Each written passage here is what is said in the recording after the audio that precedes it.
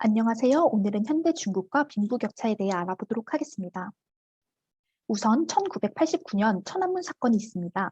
천안문 사건은 진보 성향을 가진 후야오방이 죽자 후야오방의 명예회복과 민주화 운동을 위해 중국 대학생들이 천안문에 모여 시위를 하게 되고, 이를 정부가 유혈 진압을 하며 탄압을 한 사건을 말합니다. 1978년 12월 중국은 개혁 개방을 선포하였고 정치 경제 체제를 개혁하고자 하였습니다. 중국은 사람들에게 소유제 개념을 심어주고자 소유제를 인정하도록 하였는데, 이 사유제는 정치 영역이었기 때문에 정치체제 개혁을 우선 먼저 하고자 하였습니다. 기존 중국은 공산당원이 정부를 통제를 하고 정부는 기업을 통제하였습니다. 하지만 정치체제 개혁에서는 기존 기득권 세력이 권력을 내려놓아야 하고 공정 분리와 정기 분리를 요구하였습니다. 여기서 기득권 세력은 공산당은 역할과 권리를 내려놓아야 하지만 이에 불만을 갖게 되자 정치 개혁은 중단하게 됩니다. 따라서 경제 개혁을 시작하였는데, 경제 개혁은 시장 메커니즘을 도입하였습니다. 시장 메커니즘은 시장에 따라 물자를 공급하는 건데, 시장 체제에 익숙해진 사람들이 부정적으로 돈을 벌기 시작하였고, 부정적으로 돈을 벌기 시작하였습니다. 경제개혁은 잘 되는 듯 했으나 부작용으로 부패가 일어났습니다.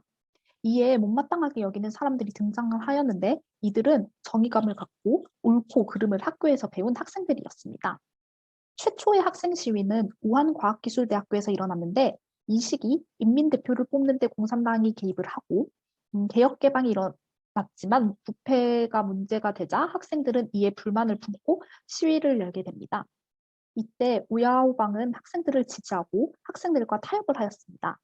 하지만 보수적인 사람들은 이것이 미국식 자본주의이자 민주주의라며 탄압을 원했습니다. 보수 세력과 진보 세력 사이에 덩샤오핑이 있었고, 이 덩샤오핑은 가운데에서 균형자와 양쪽의 조화를 이루는 역할을 하였습니다. 보수 세력들의 반발이 세지다 결국 후야오방은 실각을 하였고, 실각 후 죽음에 이르렀습니다. 베이징 대학교에서는 학교 게시판에 후야오방을 추모하는 글을 올리게 되었고, 이때 천안문에서 모여서 시위를 하게 됩니다. 우한에서 일어난 시위는 변두리였기 때문에 별 신경을 쓰지 않았지만, 베이징은 사람들이 많은 중심지였기 때문에 정부에서 계엄령을 선포를 하고 유혈 진압이 이루어집니다. 천안문 사건 후에 개혁 개방은 잠시 브레이크가 걸리게 됩니다.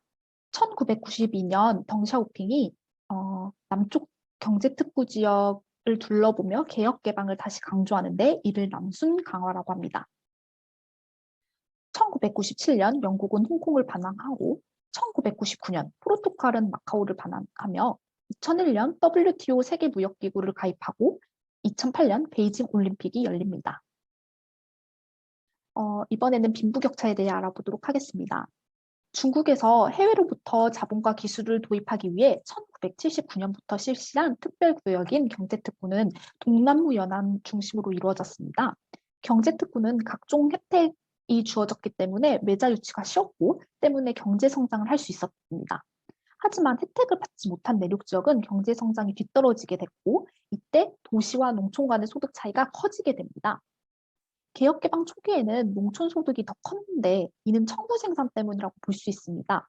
첨부 생산은 농지를 첨부받은 후에 거기서 생산된 것은 일정량을 납부하고 초과 부분은 나누어 가지는 형태입니다. 초과 부분이 많이 남을수록 개인의 이익이 많아지기 때문에 사람들은 열심히 생산을 하기 시작하였지만, 도시와 공업 발전을 위해 농촌을 희생을 시킵니다.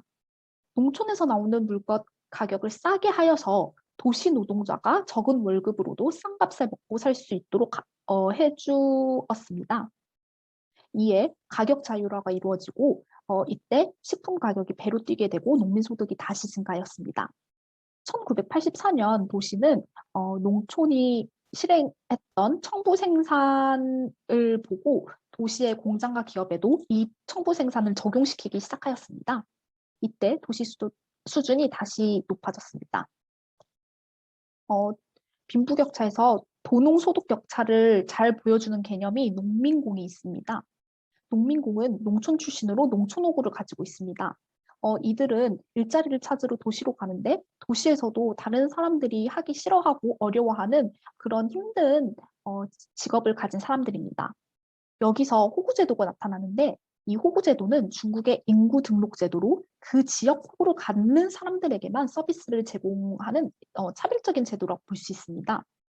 예를 들어서 농촌 호구를 가진 아이는 다른 도시에 있는 학교를 다닐 수가 없습니다. 또 농촌 호구를 가지게 되면 도시에서 아파서 병원에 가도 높은 병원비를 부담하게 됩니다.